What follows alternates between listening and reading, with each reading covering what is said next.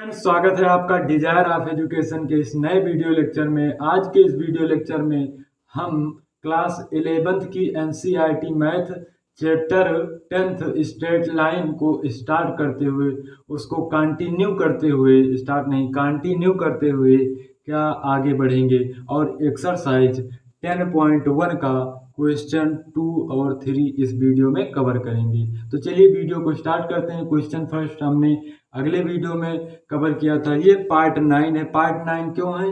क्योंकि पार्ट 9 इसलिए है क्योंकि पार्ट 7 तक हमने बेसिक फंडामेंटल बताए थे, जिसमें प्रवणता कैसे निकाली जाती है और लंब रेखाओं का प्रतिबंध और समांतर रेखाओं का प्रतिबंध, उसके दो रेखाओं के बीच का कोण, ये सब मतलब प्रूविंग वाले जितने भी सूत्र आपने पढ़ा है आज तक सबको प्रूव कराया था। तो इस क्वेश्चन को स्टार्ट करते हैं। क्वेश्चन क्या है? क्वेश्चन सेकंड है, आपको स्लाइड के माध्यम से दिखाई जा रही है। अन्यथा आपके पास अगर एनसीईआरटी बुक है तो बहुत ही बढ़िया है, नहीं है तो गूगल प्ले स्टोर से जाकर उसको ओपन कर लीजिए, मतलब डाउनलोड कर लीजिए। तो क्वेश्चन क्या है कि √2a भुजा के समबाहु त्रिभुज का आधार y अक्ष के अनुदिश इस प्रकार है कि आधार का मध्य बिंदु मूल बिंदु पर है। त्रिभुज के शीर्ष ज्ञात कीजिए। तो सबसे पहले समबाहु त्रिभुज क्या होता है? वह त्रिभुज या ऐसा त्रिभुज जिसकी तीनों भुजाएं बराबर हों वही समबाहु त्रिभुज कहलाता है। इक्विलैटरल ट्रायंगल कहलाता है। बात क्लियर है? तो जो समबाहु त्रिभुज है वो y अक्ष के अनुदिश है। चलो हम समबाहु त्रिभुज बनाते हैं। सबसे पहले तो कार्टेशियन प्लेन है। कार्टेशियन प्लेन है, ये है हमारा कार्टेशियन प्लेन। थोड़ा और आगे बढ़ाकर, ये हमारा कार्टेशियन प्लेन, ये एक्स एक्सिस है, वाई एक्सिस। कह रहे हैं जो समबाहु त्रिभुज है उसका जो है आधार, उसका जो आधार है, आधार से स्टार्ट करते हैं क्योंकि कुछ भी कुछ भी पढ़ना हो, चाहे कुछ बनाना हो, जैसे घर बनाया जाता है सबसे पहले आधार बनाई जाती है, नींव बनाई जाती है। तो उसी प्रकार त्रिभुज का नींव बनाएंगे, आधार बनाएंगे। बात क्लियर है ना? तो आधार क्या है? आधार जो है वो आधार का मध्य बिंदु मूल बिंदु है। जो त्रिभुज का आधार है वो क्या है? मूल बिंदु है ना? मूल बिंदु है। जो आधार है उसका जो मूल बिंदु है वो बराबर भुजाओं को, मतलब भुजाओं को बराबर भागों में ऐसे बढ़ सके। सबसे पहले फिर से पढ़ते हैं। क्वेश्चन क्या कह रहे हैं? y अक्ष के अनुदिश, y अक्ष के अनुदिश मतलब y अक्ष की दिशा के तरफ, मतलब जो आधार रहेगा वो y अक्ष पर रहेगा, जो आधार रहेगा वो y अक्ष पर रहेगा। तो हम इस प्रकार कुछ बनाते हैं, यहाँ से इतना ऐसे ये हुआ। अब देखिए क्या कह रहे हैं, सही है ना? 1 सेकंड, थोड़ा अब ऐसा क्यों किया बता रहे हैं। क्वेश्चन में कहा गया है जो आधार है वो भुजा का मध्य बिंदु, आधार जो है उसका जो मध्य बिंदु है वो मूल बिंदु है। जो आधार है उसका जो मध्य बिंदु है वो क्या है? मूल बिंदु है। मतलब दिए हैं सभी भुजाओं की वैल्यू दी गई है √2a दी गया है ना, एक भुजा की दी गई है। तो हम जानते हैं कि समबाहु त्रिभुज की तीनों भुजाएं बराबर होती हैं, इसलिए यह भुजा बराबर होगी इसके और बराबर होगी इसके। कह रहे हैं कि जो मूल बिंदु है, आधार जो है, इसका नॉमेनक्लेचर कर दे रहे हैं, नामांकरण। ये ए हो जाएगा, इसको बी मान लो, इसको सी। त्रिभुज मान लिया ABC एक समबाहु त्रिभुज है। माना ABC एक समबाहु त्रिभुज है जिसकी प्रत्येक भुजाएं 2a है। तो जो आधार है वो y अक्ष पर पड़ेगा क्योंकि y अक्ष के अनुदिश कह रहे हैं। और आधार का जो मूल बिंदु है, आधार का जो मध्य बिंदु है वो मूल बिंदु है, 0,0 है। तो ये भुजा कितनी हो जाएगी? ऊपर a हो जाएगी क्योंकि पूरा यहाँ से यहाँ तक कितना है? 2a है। तो इतना क्या हो जाएगा? a हो जाएगा। क्यों? क्योंकि जो ये है इस आधार का मध्य बिंदु है और यहाँ से यहाँ तक क्या हो जाएगा? a हो जाएगा। बात क्लियर है ना? माइनस का होगा वो नीचे है, उसकी बात अलग है। अब देखिए बिंदु B का निर्देशांक ज्ञात करना होगा। तो कैसे ज्ञात करेंगे? जिसको पहला हल लिखेंगे, पहला निर्देशांक। सबसे पहले मान लिया ABC एक समबाहु त्रिभुज है जिसकी प्रत्येक भुजाएं 2a है, जिसकी प्रत्येक भुजाएं 2a है। तो पहला निर्देशांक जो लिखेंगे पहला शीर्ष वर्टिक्स बोला गया है ना। पहला शीर्ष जो है देखिए वाई अक्ष पर कहाँ तक जाएंगे, ए तक जाएंगे, ठीक है। और एक्स अक्ष पर कहाँ है, एक्स अक्ष जो है वो वाई अक्ष पर ही रखा हुआ है। जो एक्स अक्ष है वो वाई अक्ष पर ही, अर्थात एक्स अक्ष पर वाई की वैल्यू कितनी होती है, 0। एक्स अक्ष पर वाई की वैल्यू कितनी होती है, 0। तो पहला निर्देशांक जो मिल गया क्या, 0 कामा ए। निर्देशांक कैसे लिखते हैं, एक्स कामा वाई के टर्म में। तो एक्स वाई अक्ष पर एक्स की वैल्यू 0 होती है और वाई की वैल्यू दी गई कितना, ए दिया गया है। तो इसका जो है निकल आया, कितना निकल कर आया, 0 कामा ए। और दूसरा शीर्ष ज्ञात करेंगे। जब दूसरा शीर्ष सेकंड वर्टिक्स फाइंड आउट करने के लिए क्या होगा, नीचे की तरफ आएंगे। वाई अक्ष पर कितना है, ए है, पर कैसे लिया जाएगा, माइनस, क्योंकि नीचे की जो दूरी होती है वो ऋणात्मक होती है, माइनस का ए हो जाएगा। और वाई अक्ष पर एक्स की वैल्यू कितनी होगी, 0 होगी, सभी लोग जानते हैं ना। तो यहाँ से 0 कामा माइनस से दूसरा निर्देशांक कितना हो जाएगा, 0 कामा माइनस से। अब माइनस से क्यों लिया, क्योंकि नीचे की जो दूरी लेंगी वो ऋणात्मक में लेंगे, बात क्लियर है। अब दो शीर्ष मिल गए, एक शीर्ष को फाइंड आउट करना है। तो देखिए इस शीर्ष पर ये तो कन्फर्म है कि जो y की वैल्यू होगी वो 0 होगी, अर्थात जो y है इस पर क्या होगा, 0 होगा, बात क्लियर है ना। तो यहाँ पर y की वैल्यू हमने 0 लिख ली है ना। अब किसकी वैल्यू फाइंड आउट करना है, x की वैल्यू। तो x की वैल्यू को हम j मान लेंगे, x की वैल्यू को क्या मान लेंगे, j मान लेंगे। j k l m n कुछ भी मान सकते हैं है ना, चाहे जो मानी, उससे कोई फर्क नहीं। तो j मान लिया। फिर से समझिए, देखिए x अक्ष पर y की वैल्यू कितनी होगी, 0, क्योंकि जो बिंदु दिया गया है वो x अक्ष पर है।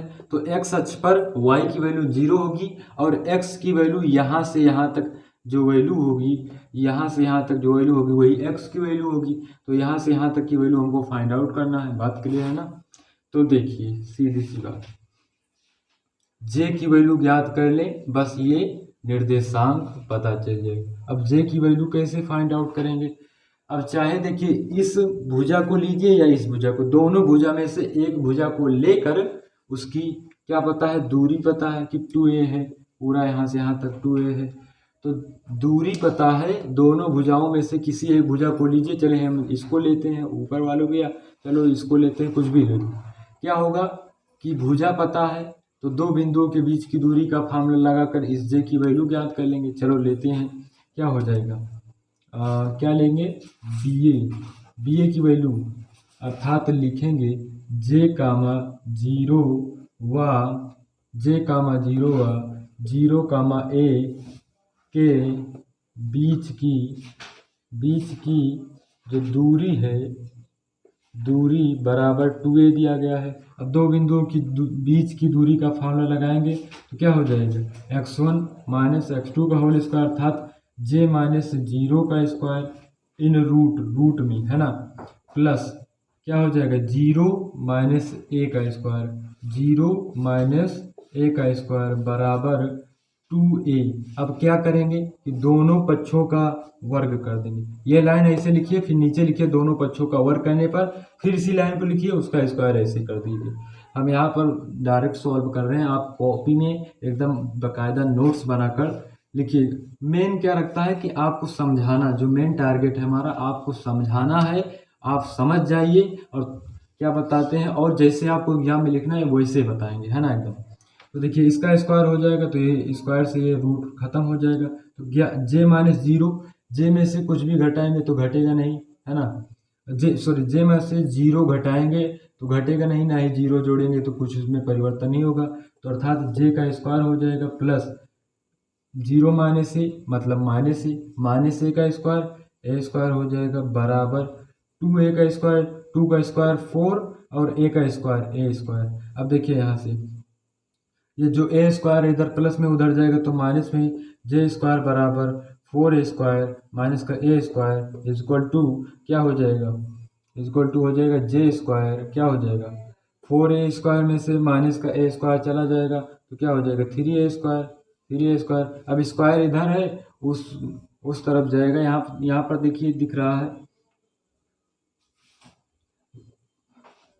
तो देखिए इसको आगे लिखते हैं, जे जो स्क्वायर है वो इक्वल के उस साइड जाएगा तो कहाँ पर जाएगा, रूट हो जाएगा, है ना, रूट हो जाता है, जानते हैं ना, इक्वल के उस साइड जाएगा तो रूट हो जाएगा।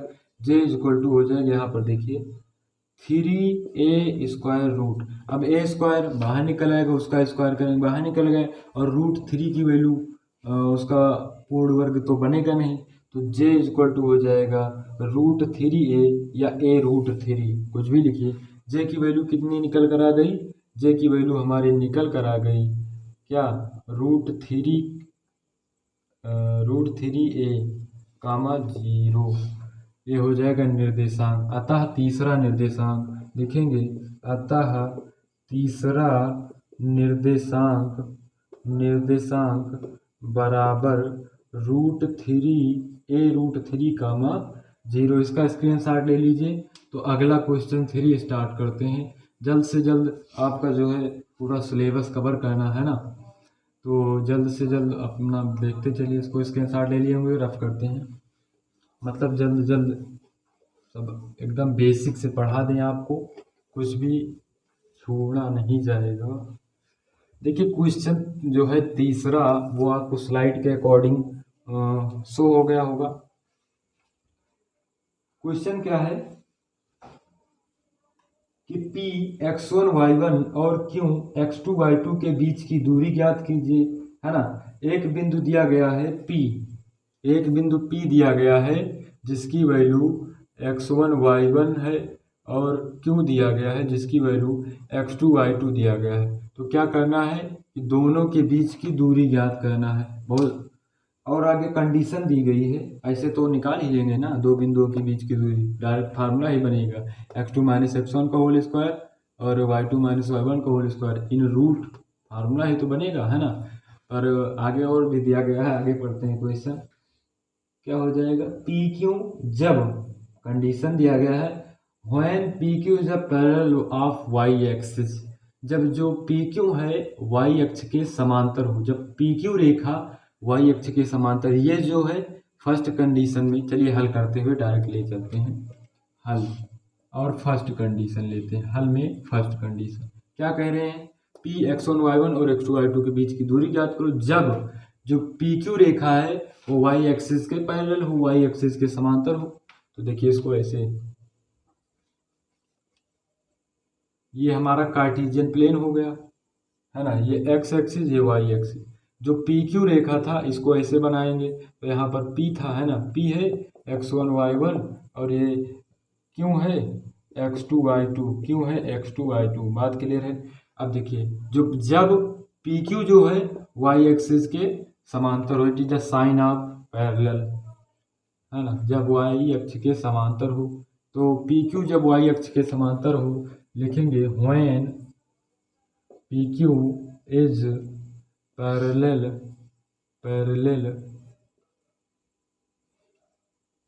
to y axis, जब PQ y अक्ष के समांतर हो, हिंदी में लिख लीजिएगा, तब देखिए क्या होगा, समझिए, थोड़ा समझ लीजिए उसके बाद लिखना।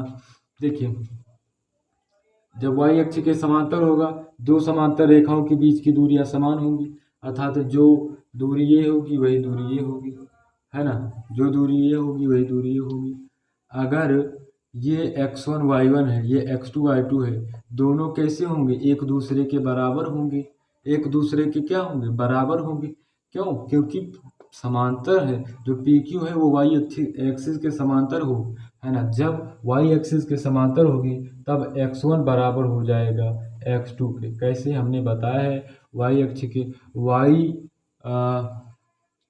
चलिए रुक जाइए, इसको जब हम ऐसे यहाँ ऐसे ड्रॉ कर दिए, समझिए, इसको ड्रा करिए, कर दिया तो यहाँ से यहाँ तक, इसको थोड़ा ऐसे करिए, यहाँ से यहाँ तक कितना हो जाएगा, x हो जाएगा, x1 हो जाएगा, मान लो ये x1 है इसके लिए, तो ऊपर आएंगे तो यहाँ पर x1 और ये कितना हो जाएगा, y1 है ना, ये y1 है। और इसके लिए यहाँ से यहाँ तक कितना हो जाएगा, यहाँ से यहाँ तक x2 भी हो सकता है और y2 नीचे की ओर हो सकता है। तो देखिए वैसे भी x1 y1 के इक्वल, x1 जो है वो x2 के इक्वल है, क्योंकि x1 भी यहाँ से यहाँ तक आ रहा है और x2 भी यहाँ तक आ रहा है, डिस्टेंस इक्वल हो जाएगी, है ना। आपको प्रैक्टिकली हमने बता दिया कैसे है कि x1 जो है x2 के इक्वल हो जाए, जबकि y1 ऊपर की ओर है और y2 नीचे की ओर है, इसलिए y1 y2 के इक्वल नहीं होगा, बल्कि जो x1 है वो x2 के इक्वल हो जाएगा। तो दो बिंदुओं के बीच की दूरी का फार्मूला लगा दी, उसको लिखा रहने दो भाई, क्यों रख कर रहे हो, x1 इक्वल x2। तो देखिए PQ के बीच की दूरी और दो बिंदुओं के बीच की दूरी का फार्मूला x2, ये x2 माइनस x1 का whole square plus y2 minus y1 का होल स्क्वायर। बात क्लियर है ना? अब देखो यहाँ से x2 लिखेंगे, x2 के स्थान पर x2 ही है तो x2 लिखेंगे, माइनस अब x1 यहाँ पर लिखा है, जो x1 है x2 के इक्वल है, तो x1 के स्थान पर क्या लिख सकते हैं, x2 का स्क्वायर इन ब्रैकेट, उसके बाद प्लस y2 माइनस y1, क्योंकि y1 y2 के इक्वल नहीं, हमने बताया ऊपर y1 है नीचे y2 है, इक्वल नहीं हो सकता है ना, इक्वल टू, इससे क्या हो जाएगा, जीरो हो जाएगी, जीरो का स्क्वायर जीरो ही होगा, बराबर में जो है सो होगा y2 माइनस y1 का होल स्क्वायर। अब y2 माइनस y1 का होल स्क्वायर स्क्वायर है, स्क्वायर से ये रूट कैंसिल हो जाएगा, बराबर y2 माइनस y1 यही हो जाएगा PQ के बीच की दूरी। PQ के बीच की दूरी कब, जब रेखा PQ जो है y एक्सिस के समांतर हो, y एक्सिस के समांतर होगी, तब उसकी वैल्यू क्या निकल कर आएगी, y2 माइनस y1, वैल्यू क्या निकल कर आएगी, y2 माइनस y1। इसका स्क्रीनशॉट ले लीजिए। अब इसमें बोल रहे हैं कि व्हेन PQ जब पैरेलल टू x एक्सिस, जब PQ x अक्ष के समांतर हो, अभी तक क्या बोला था, y अक्ष के समांतर हो, तो हमने ऐसा डायग्राम ड्रॉ कर किया था। अब कह रहे हैं जब PQ x एक्सिस के पैरेलल हो, तब चलिए x एक्सिस के लिए देखते हैं, एकदम बेसिक से बता रहे हैं, 0 to 0।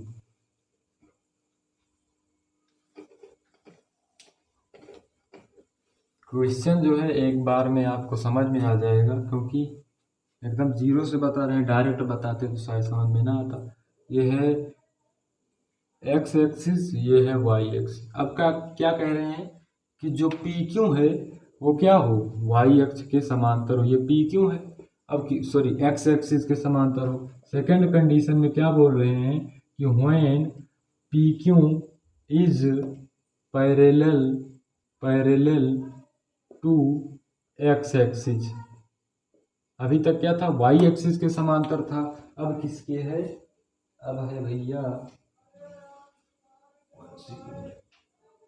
अभी तक क्या बोल रहे थे, अभी तक बोल रहे थे कि जब PQ x अक्ष के समांतर हो, अब क्या बोल रहे हैं, जब PQ y अक्ष के समांतर हो। तो y अक्ष के समांतर के लिए देख लेते हैं, देखिए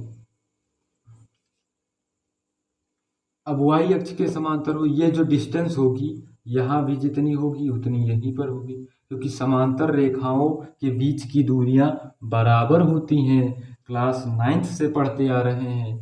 तो देखिए इसका निर्देशांक x1 y1 दिया गया है और इसका निर्देशांक x2 y2 दिया गया है। देखा जाए अगर माध्यम से, तो यहाँ पर जो डिस्टेंस होगी y1 और यहाँ पर जो होगी y2 होगी, और जो है ना इतना होगा, और जो ये वैल्यू होगी वो x1 होगी, और जो ये वैल्यू होगी वो x2 होगी। ऐसे रफली डायग्राम हमने बनाया है, समझने के लिए। तो देखिए y1 y2 के इक्वल समझ में आ रहा ना, y1 y2 के इक्वल आ रहा है, तो जब रेखा PQ x अक्ष के समांतर होगा तब y1 इक्वल होगा y2 की। बात क्लियर हो गई ना, डायग्राम से समझ में आ गया होगा। तब क्या करेंगे, PQ के बीच की दूरी that being point P and Q, अर्थात PQ के बीच की PQ के रहना चाहिए ना, कील क्या, PQ के बीच की दूरी distance P and Q between P and Q equal to, वही x2 माइनस x1 का होल लगाइए, x2 माइनस x1 का होल नहीं, whole square plus y2 minus y1 का होल स्क्वायर। तो यहाँ पर देखिए इस बार तो x1 y1 चेंज हुआ नहीं है ना, x1 y1 चेंज हुआ नहीं है, तो उसको ज्यों का त्यों रखिए, x2 माइनस x1 का होल स्क्वायर, है ना, x2 माइनस x1 का होल स्क्वायर, बात क्लियर है, प्लस y2 माइनस y2 यहाँ पर 2 रहेगा क्योंकि दोनों को साथ लेकर चलेंगे, y2 माइनस y1 के स्थान पर क्या रख दें, y2 रख सकते हैं ना, क्योंकि दोनों एक दूसरे के बराबर हैं स्क्वायर, इससे बर्बाद हो जाएगा, दोनों बर्बाद हो जाएंगे तो जीरो आ जाएगा, दोनों एक दूसरे का रुपया खर्चा कर लेंगे, क्या बचेगा, कुछ नहीं बचेगा। x2 माइनस x1 का होल स्क्वायर मतलब रूट से, ये स्क्वायर से रूट बर्बाद हो जाए तो रूट अब ना लगाएं, ज़्यादा मत लिखें, x2 माइनस x1 मतलब कॉपी में लिखिए, यहाँ पर हम बात कर रहे हैं x1, जो PQ के बीच की दूरी निकल आई वो x2 माइनस x1 निकल कर आई, क्या निकल कर आई, x2 माइनस x1 निकल कर आई, यहाँ पर जो निकलेगा ये कितना निकला, x2 माइनस x1 का निकला, x2 माइनस x1 का निकला, बात क्लियर है ना। वैसे भी यहाँ तक पूरा यहाँ से x2 माइनस x1, तो देखिए क्वेश्चन सेकंड भी सॉल्व हो गया, स्क्रीनशॉट ले लीजिए। सेकंड में क्या था, दो पार्ट थे, पहला जब y अक्ष के समांतर और दूसरा जब x अक्ष के समांतर। तो वीडियो ज़्यादा लंबी ना हो इसलिए वीडियो छोटी छोटी बनाई जा रही है, एक वीडियो में 2 से 3 क्वेश्चन ऐसा ही कराएंगे। तो मिलते हैं अगले वीडियो लेक्चर में। वीडियो अच्छा लगा हो तो लाइक कीजिए और अपने एक्सप्रेशन को प्रकट करने के लिए आपके पास जो कमेंट बॉक्स है उसमें जो है टाइप कीजिए, और आप जिस भी बोर्ड से पढ़ रहे हैं कमेंट करके बताइए, वहाँ भी एनसी सभी जगह compulsory NCERT and Adarsh reference book use कर रहे हैं उसको बताइए, मैं उसको भी पढ़ाऊँगा, क्योंकि हरस्वरूप हो गया जैसे बालाजी प्रकाशन, ये सब कॉमन है, ये सब तो प्रैक्टिस करने के लिए है। मेनली क्या होती है कि NCERT अगर आप अच्छे से सॉल्व कर लेंगे तब क्या होगा, आपके सभी बुक्स के क्वेश्चन सॉल्व हो जाएंगे। तो मिलते हैं अगले वीडियो लेक्चर में अगले क्वेश्चन के साथ, तब तक बनाए रहिए चैनल के साथ, लाइक कीजिए, सब्सक्राइब कीजिए और शेयर कीजिए, ज़्यादा से ज़्यादा दोस्तों के पास शेयर कीजिए, जिससे अधिक से अधिक लोग जुड़कर जो है इस स्टडी का आनंद उठाएं, है ना।